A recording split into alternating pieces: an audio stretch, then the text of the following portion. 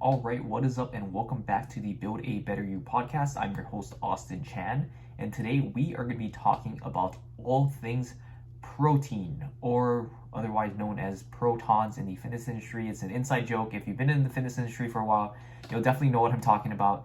But yeah, protons, protein, whatever you want to call it. Good old protein, good old bodybuilding food source, and yeah, it's one of those things that everyone talks about, but a lot of people still don't know like the benefits, like what's BS and what's actually true about it. So I'm gonna go ahead and basically talk about all things protein, possibly break down any like myths you may have heard or anything along the lines of that. So yeah, without further ado, let's go ahead and talk about protein. So first off, what is protein? Protein is basically one of the macronutrients, macronutrient meaning big nutrients, one of the main ones that contain calories. And so you have protein, carbs, fats, and the less known one is alcohol. That's a fourth one. So protein has 4 calories per gram, carbs have 4 calories per gram, fat has 9 calories per gram, and alcohol has 7 calories per gram. This is basically what's broken down to. Protein is basically one of them, and then each of these macronutrients basically have different functions in the body. Alcohol obviously doesn't have any nutritional benefit to it, but it still has caloric value, which is why it's kind of included in that macronutrient profile, but also not really. So protein is usually used as a building block for a lot of the stuff in your body. So think like skin, nails, muscle, hair, basically anything. A lot of the things that are built in your body, a lot of the tissue, the main kind of component or building block or material, if you will, is made of protein. And obviously protein, it's not even just one. There are, I don't even know but I think there are like probably at least hundreds of different types of proteins in your body, and they all have different functions, and they're all kind of programmed to do different things throughout your body. But that being said, protein is very important for the body, just for overall cellular function, regrowth, rebuilding, just overall performance and functioning for the body. That's basically it for what protein is. It's just know that it's very important. You don't have to dive into all these like specific details about knowing which specific proteins for everything. But the main thing that we're concerned about here is building muscle, and muscle is made up of protein, which is made up of amino acids. So just know that you need to have your protein intake for muscle building. And we're going to dive into that a little bit later, but I just want to go over a brief kind of overview of what protein is. And so next common question regarding protein is, why is protein so important for weight loss? You've probably heard of the whole you should eat a bunch of protein if you're trying to lose weight, and protein is usually associated with building muscle, but a lot of people don't know that it's also important for weight loss. Especially have had some people ask me like, oh, I know my goal is not to build any muscle. My goal is just simply to lose weight. And so why should I eat protein if my goal is to lose weight and I don't really care about building muscle? And it's because protein is actually the most filling macronutrient. Like if you think about it, no one has ever been like, I've been so hungry after slamming like 10 chicken breasts. Like it just doesn't happen. Like you have a few chicken breasts and you're like, man, I'm pretty full. That was pretty filling. I don't feel like I want any more chicken breasts. That's because protein is very filling. It's also very slow digesting, just because of its just the way it's made up molecularly. I don't want to get too much into that. And also I'm not an expert on like food science and like all the breakdown of that. But basically, protein is compared to carbs and fats, it's very slower digesting, and so it just takes more time to digest, and which leads to it being more filling. And also it has the highest thermic effect, which means this protein, compared to carbs and fats and alcohol, it takes the most amount of energy to burn like per calorie. So I believe that like most of the research shows that it rounds off to about like 20 to 30%. So basically, if you ate 100 calories worth of protein, about 20 to 30 calories from that protein is going to be used in your body to burn it off. And now I don't want to make this seem like, oh, you can eat a limited amount of protein and you're just going to burn it off, because it's not the case. Your body's never going to burn more energy like digesting something than it is going to get from that food source, because it's just simply inefficient. Otherwise, you could just eat certain foods and then you just keep burning away, and you'll eventually like die off because you're not getting enough calories in your body. So yeah, in terms of protein, has a high thermic effect, and also it's not like anything crazy, so don't go like eating protein just because of like the high thermic effect. Have enough protein, be smart about it, have enough to keep you full. Know that you do burn a little bit more calories, but it's not anything crazy. And again, this doesn't mean that you're eating negative calories, because the calories in part of the equation, you're still intaking this many amount of calories worth of protein. It's just that through digesting, through all your metabolic processes, the calories out part of the equation, you're burning slightly more calories because a bigger part of it was from protein compared to if you ate less protein. And so yeah, that's pretty much it for protein in regards to weight loss. And so next thing, why protein is important for building muscle. And so obviously you've heard pretty much everything under the sun about protein being important to build muscle. You see bodybuilders slamming protein shakes all the time. Everyone's telling you to, oh, if you want to build muscle, you gotta have protein. You gotta make sure you get your protein right after your workout. You gotta make sure you have protein around the clock. You gotta make sure you eat every 2 to 3 hours worth of protein. And so this is going to be a bit more informative in that sense, and also include a little bit of myth busting, because I've definitely, throughout the years, I've believed some of these myths, and I have also like preached some of these myths as well before when I didn't know any better. But let's go ahead and just talk about this. So why is protein important for building muscle in the first place? So kind of circling back to what I discussed before, your muscles are basically made up of protein, which are made up of amino acids. And so obviously, you have, let me think of a way of how to say this. So basically, your muscles are made up of a certain kinds of amino acids. So amino acids are basically the building block of protein itself. And so in order to make certain proteins in your body needs a different combination of different amino acids. And so when we're building muscle, you have what is called non-essential amino acids and also essential amino acids. This is also further discussed in, I believe, one of my intro to weightlifting. I believe that was the one, or it was one of the muscle building podcasts that I did.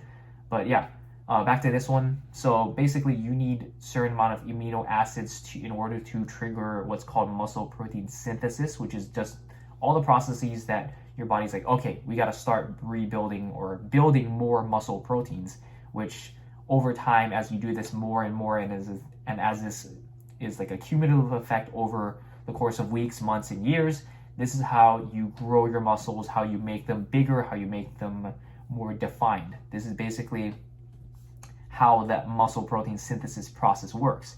Now, how protein plays a part in this is that, as we said, there are essential and non-essential amino acids. So the non-essential ones are basically the ones where your body naturally produces it. So this is why it's called non-essential, because you don't need to eat these amino acids from your diet, because your body already makes them naturally. And then you have your essential amino acids. I believe there are 9 of them. I can't name them all off the top of my head.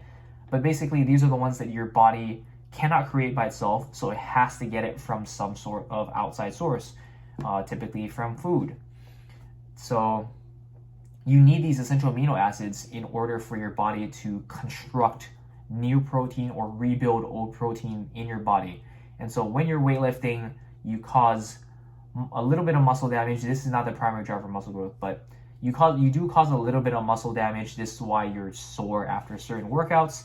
And also, when you lift weights hard enough, you accumulate enough of what's called mechanical tension. This is just simply the tension that your muscles feel every time you're lifting weights. And when you get enough of this mechanical tension, then your body's like, okay, we need to remodel the muscle, we need to rebuild the muscle, we need to grow this muscle stronger so that the next time we can adapt to whatever stress or whatever mechanical tension is coming to the body. Because at the end of the day, your body does not know how much weight you're lifting. It doesn't know the difference between 50 or 100 pounds. It just knows I have to activate these muscles, I have to produce some sort of tension to resist this weight and basically move the weight, if you will. That's basically all your muscles know. And so when it gets to that point of training close to failure or to failure, that's when your body will activate excuse me, that's when your body will activate a high degree of muscle fibers. And then this is basically what kicks off the whole muscle rebuilding, muscle remodeling process. And so when it does this, your body needs amino acids. It needs it needs more protein source in order to convert that protein source into building more muscle, because your body can't do it all by itself. Otherwise, you could perpetually grow without eating anything.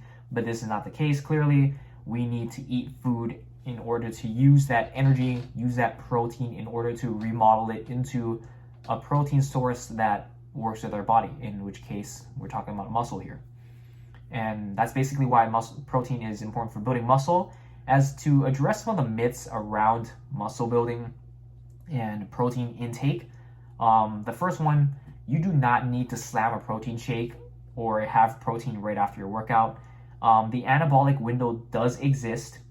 I'm not saying it doesn't exist. The anabolic window certainly does exist, but it's not as crazy as you were led to believe. Like, you don't need to slam a protein shake 30 minutes right after a workout, or else you'll lose all your gains.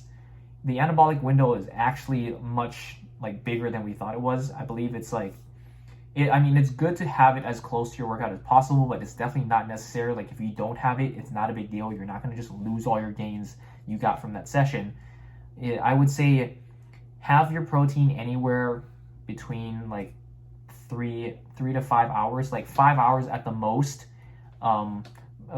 within anywhere between your workout session and 3 hours later is perfectly fine. And this also is dependent on if you ate pre-workout. For example, if you just like training fasted, there's obviously no benefits to that. But if you do like training fasted and you didn't eat anything for breakfast and you went and trained, the anabolic window definitely does become more important, because you don't have any amino acids, you don't have any protein, you don't have any food in your system prior to that training session. So it is important to get that protein, get more food right after your workout if you haven't eaten before. But if you had breakfast hours before, or 1 to 2 hours, or if you had a decent amount of food before you worked out, then it's totally okay to go a few hours after your workout without eating. So there's that. Don't worry too much about the anabolic window. Doesn't exist. And secondly, to address protein shakes, there's absolutely nothing special about protein shakes. The only thing that's special is that they are quick and they are convenient sources of protein. But otherwise, the protein that you find in a protein shake, the protein that you find in chicken breast, protein you find in your eggs, protein you find in meat, it's the same exact thing. And the only thing that's special about protein shakes is that they're quick, they're convenient, you don't have to cook up a bunch of stuff. And and they're a lean protein source for the most part. That means they just contain pure protein in terms of their macro profile. Whereas if you had something like a ribeye, it's going to have a lot of fat along with that protein. If you have something like beans contain some protein, but it also contains a good amount of carbs. So if you just want to get a ton of pure protein without having to eat a lot of carbs and fats along with that, then definitely protein shakes, and some other select foods obviously as well, but protein shakes for the most part is going to be a pure protein source. And so that basically covers why protein is important for muscle building. And on to the next point. So this is the kind of the $1 million question. How much protein do you need? And you've probably heard about the whole 1 gram per pound of body weight. That's the golden standard. And honestly, it is a good recommendation. It's easy to remember, anything times 1, it's that number itself. So it's super easy to remember. And also, it's not a bad recommendation. It's a solid recommendation. It's not too much, not too little. I think at the end of the day, 1 gram per pound of body weight is probably the upper limit. You don't absolutely need any more than that. And the only drawback to eating more protein, honestly, is just how much it costs. If you've ever gone to a grocery store, protein is obviously the most expensive macronutrient. You can buy pounds and pounds of carb sources like rice, pasta, and fats, and you can buy oil and stuff like that for like dirt cheap prices. But compared to protein is significantly more expensive. So that's probably the only drawback I'd say to eating a ton of protein. But yeah, usually my recommendations are anywhere from 0.7 to 1 gram per pound of body weight. And then the lower end is if you are someone who has a lot more body fat. So because you don't have as much lean body mass, your body doesn't need all that much protein. One of the main benefits of protein, I totally forgot about this, but because this covers more about like muscle maintenance, especially if you're in a calorie deficit. Your goal should be to maintain muscle at the very least, just because you don't want your metabolism to tank, and you also don't want to cut to the point where like you lose a bunch of muscle and then you end up being skinny fat. And so it definitely helps to eat a lot of protein, and also resistance training. That's also a very important point. You don't want to be, you can eat all the protein you want, but if you're not resistance training, it's not going to serve as like a stimulus for your body to keep all that muscle in your body. And so, yeah, where was I going with this? Oh yeah, so protein, yeah, in terms of like how much protein, you don't need too much. And then people who have a lot of fat mass, because you have a lot of fat mass, that's mass that you're more than likely going to lose anyway. And so, and obviously if you are like 250 plus or 300 pounds, like eating 250 grams or 300 grams of protein is a lot of protein. And for some people, they might not even be anywhere close to that. So you definitely don't need to eat that much protein, which is why I give a 0.7 to 1 gram per pound of body weight as a general recommendation. If you're someone who is extremely overweight, then you can do lean body mass. If you don't know your body fat percentage, just use a range of 0.7 to 1 gram per pound of body weight. And also another thing, I know that for some people, specifically, I know for the large majority of the population, they have no problem eating enough protein, especially if you're eating a Western diet. A Western diet is very meat heavy. So for a lot of the people that I have worked with, protein is usually no problem. But there are a select few people who just like legitimately, I ask for their food logs and they'll have like, 30, 40, or even 50 grams of protein at most, like per day. And then if you are someone who is at this point, then definitely consider working your protein up. I know if you're not used to eating that much protein, it is extremely hard. So however much protein you have now, just focus on adding maybe a serving more of protein each meal.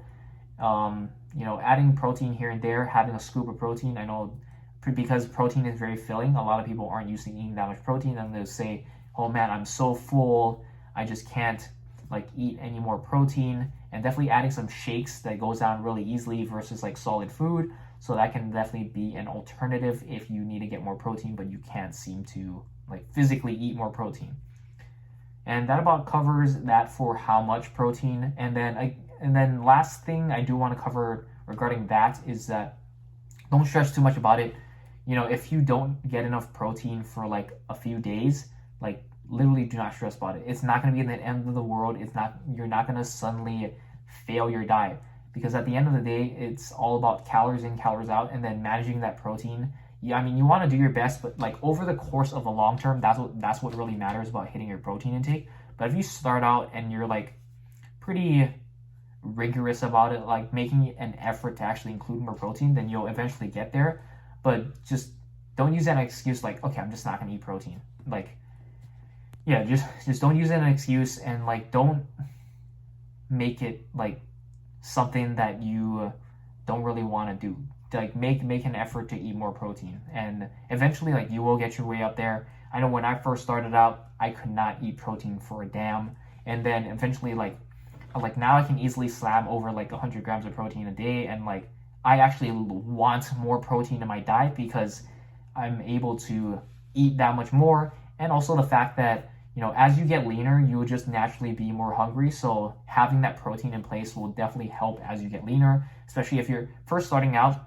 Like any little change you make is not going to affect you so much in terms of hunger, and you'll make a ton of progress like early on, just simply because any change at all at that point is a huge change to like your previous lifestyle. But as you get further down your journey, then this is the stuff that like kind of becomes more important, because things start to become more dialed in and your body starts to lean out a little bit more, and things kind of like turn back the base level, and then you'll actually start feeling hungry. You'll start feel like you need the protein. So don't stress too much about it. Just do whatever it takes for you right now to get that sustainable progress, and then you can always adjust more later on. And again, I said, like, building, maintaining muscle, honestly the biggest 80% of it is training enough, and like as long as you do that, that is a sufficient enough stimulus for your body to maintain or even build muscle while you are losing fat. So yeah, and then protein is obviously a good facilitator. It's not a huge, I mean, I would say it is a must, but you know, when you're first starting out, and also like along the way, like training is just so much more important, because you could be eating shit protein and training very hard, and you can make minimal gains.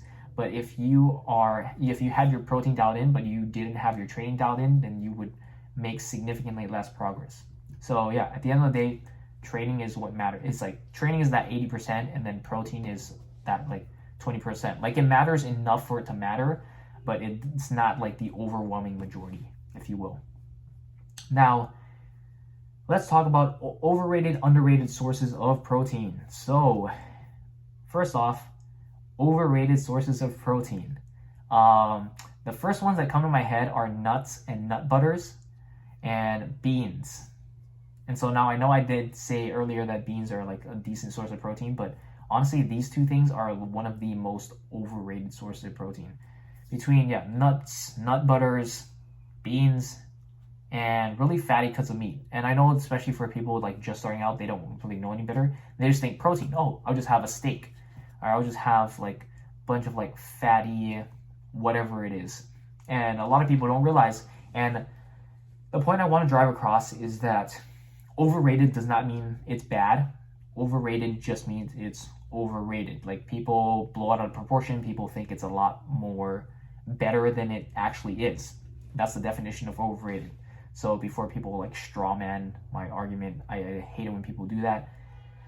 Yeah, that's what overrated means. I'm not saying it's bad. I'm not saying that you shouldn't have it. It just means it's an overrated source of protein. If you're looking for better sources of protein, those are definitely not it. And the main reason behind why I rated these as overrated is because they contain a lot of fat per serving as well as protein. Like, don't get me wrong, they contain a decent amount of protein, but when you look at the composition of the macronutrients, these typically contain a lot more fat, and so fat is also really calorie dense, and so you're going to get a lot of calories, meanwhile you're not getting that much protein. And especially when we are looking at fat loss, when you want to maintain that deficit while also keeping that protein high, these are not going to be good choices, because you're just going to fill up on your calories really easily, because fat is just so calorie dense. So you're going to increase your calorie intake by a significant amount while also not being able to meet your protein requirements. And this is like the opposite of what we want. We want leaner sources of protein. And so yeah. And then as for underrated sources of protein, I'd say definitely low fat, non-fat dairy products. A lot of people don't realize like these things contain like a shit ton of protein. Like I think Greek yogurt is highly underrated. Off the top of my head, egg whites as well as shrimp, a lot of fishes. I know some people don't like fish, but I know shrimp is definitely a good substitute. Basically most types of seafoods that aren't like super fatty, like salmon, for example. Salmon is an okay source of protein. It has, don't get me wrong, it has a lot of healthy fats, but it's not a very good source of protein. So yeah, a lot of like white fishes especially, very high in protein, not that much fat, no carbs, obviously. And deli meat is also another one that's highly underrated. And again, to reiterate, these are very underrated source of proteins, which means like these aren't like typically the first things that come to a lot of people's heads when they think about protein sources. They usually most people I talk to, their first like source of protein that they think of off the top of their head is chicken breast, protein bars, protein powder, and those are not it. You have so many food options that contain good source of protein while also having like fats and carbs relatively low. And yeah, these are very underrated source of protein. And the reason why I say they're underrated is because they contain a lot of protein, but they also don't contain a lot of calories, like compared to other foods, like I said before. And this means you're able to get a higher protein intake without jacking up your calories a whole lot, so you can actually eat more food while staying in your deficit, and which is always a plus if we want to be losing fat. We want to stay in that deficit. We want to be not super hungry, and we also want to be filled, satisfied, whatever you have. We don't want to be starving on a fat loss diet. That is absolutely a recipe for disaster and failure. Now, last point I wanted to touch on here is protein staples, because I know a lot of people just have trouble coming up with protein staples. I'm just going to go off my macro cheat sheet here that I send to all my clients. It's basically just a PDF of like example foods for like pure carbs, pure fats, pure protein sources.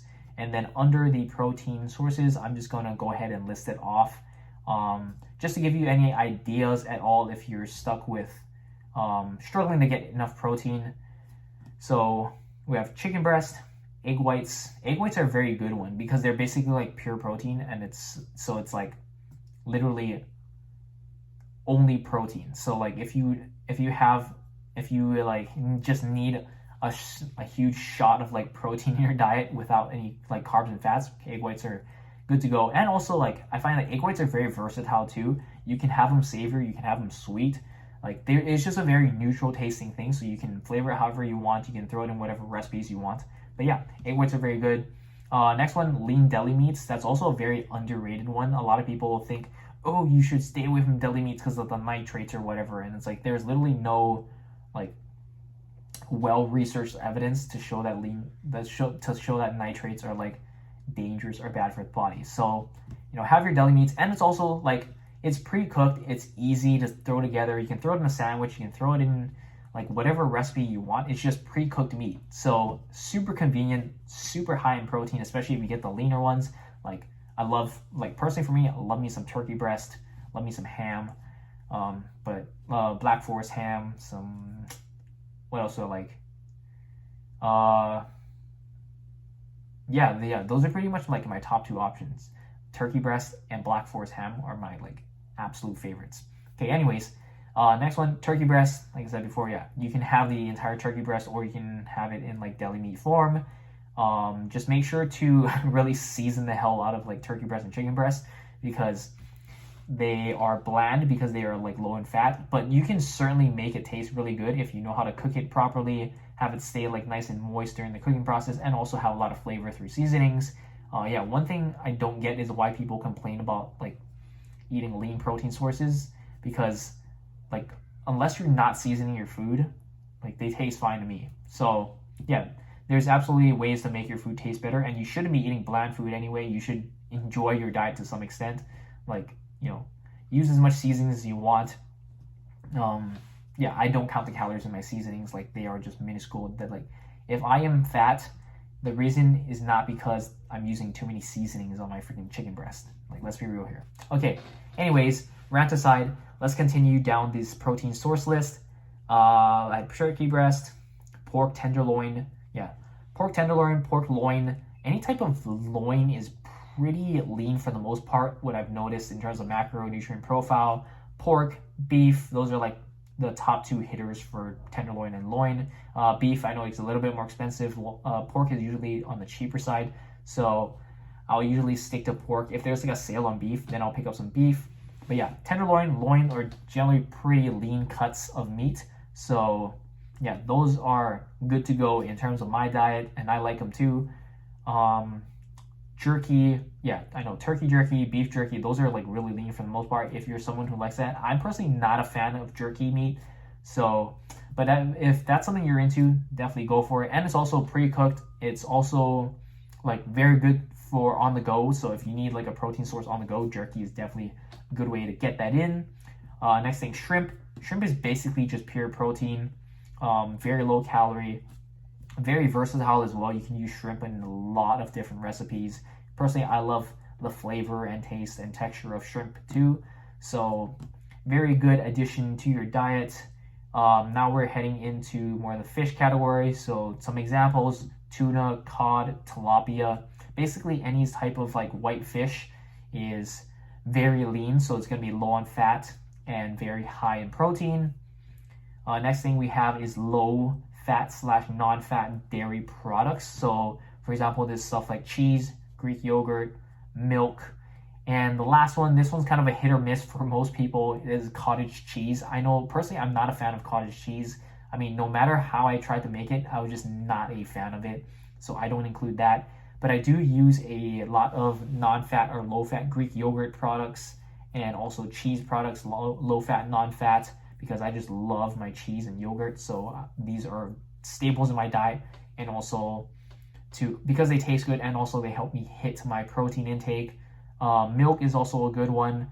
I know Fairlife does like a lower calorie, like higher protein version. I'm sure you can find a brand that does these in wherever it is you're living. High protein milk, I know it's starting to become more of a thing.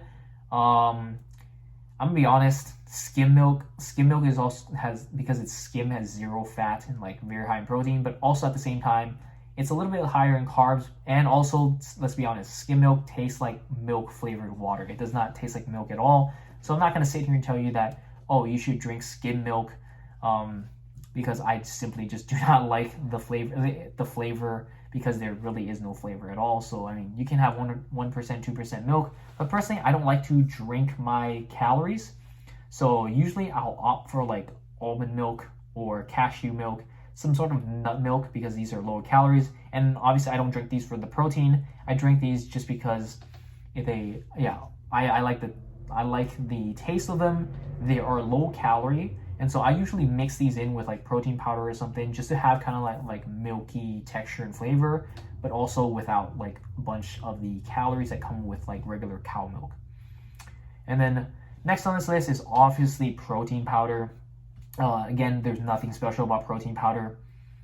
It's the same exact protein as literally everything else on this protein source list. But do pick up some protein powder if you just do want a quick and convenient way to get in some protein. If you just want to like slam a protein shake real quick, you can get your protein intake right there. Super easy, super simple, super quick. And next thing on this list, something I've definitely noticed is plant-based pastas. These are super good. I know a lot of them are now. I know there's a chickpea one that's pretty big. I've had edamame ones. These were actually pretty decent. Like in terms of like the texture, they taste pretty damn close to like regular pasta. I mean, flavor, pasta doesn't really taste like anything anyway, but in terms of calories, they are around the same calories, but the only difference is that the plant-based ones have a lot more protein, whereas like regular pasta is just basically pure carbs. So this is an easy way to get more protein. Like I said, you're not going to lower your calorie intake all that much from these, but they do really jack up your protein intake, so you can sub that in. So the extra protein is definitely gonna help keep you full, and also you can get more protein like for the same number of calories. Whereas if you just ate regular pasta, it's just only carbs, and you'd have to fill up on protein through another way. And also plant-based pastas, obviously plant-based. If you are someone who is staying away from meat products or meat at all, then these are definitely a good alternative for you. And last thing, we have nutritional yeast. I like to call this like the kind of like the plant-based version of Parmesan cheese, because that's basically what it is. It has a similar texture to Parmesan cheese, it has a nice like cheesy flavor to it as well, and it's basically like pure protein. And then some honorable mentions for plant-based products are like, you know, anything soy, tofu, edamame.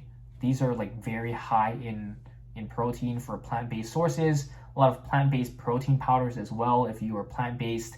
But yeah, that's pretty much covers it for the protein staples that I have for you. But yeah, that's pretty much it for the protein sources. Pretty extensive list. I think it's pretty good. So that pretty much wraps it up for this podcast. Thank you so much for listening. Let me know if you have any questions regarding protein at all. You can shoot me an email. Head on to the show notes. That's how you'll get in touch with me. Link to all my socials and stuff. Oh, and one last thing, because we're talking about protein, I do want to let you know, in case you didn't know, I am now sponsored by Legion Athletics, a very reputable and awesome supplement company. A lot of their stuff is evidence-based. They have a killer 100% money-back guarantee. They make killer products, have killer customer service. So if you do want to go ahead and support them and support me as well, go ahead and hit the link in the show notes to use my affiliate link. Use my discount code AC at checkout to get 20% off your first order or double rewards points if you are a returning customer. And like I said, they have 100% money back guarantees. So if you don't like their products for any reason, you can get in touch with them and they will literally give you your money back, and you don't have to send it back or anything. No hoops to jump through, no forms to fill out. So yeah, they believe in their products that much. And I've been using their products for a couple months now. I absolutely love them. So yeah, go ahead and check them out. They make killer protein powders. Let me just say that. Like very good macro profile, like very little on the fat. It's pretty much just pure protein. And what I've noticed is that a lot of protein powders, when they do that, it doesn't taste good, but Legions, they taste phenomenal. And yeah, they have a lot of protein flavors to choose from. They also have a whey and a casein, depending on which type of protein you want more. Whey's going to be a bit more fast digesting. Casein is going to be a bit more slow digesting. But ultimately, it doesn't matter all that much. I think it's more so personal preference. If you find that casein does fill you up more, or you find that whey does fill you up more, don't just take my word for it. Your personal preference kind of overrides that, if you will, in terms of dietary choices. But yeah, that's pretty much it. That about wraps it up for this podcast. Reach out if you do need any help. And thank you so much for listening, and I will catch you in the next one.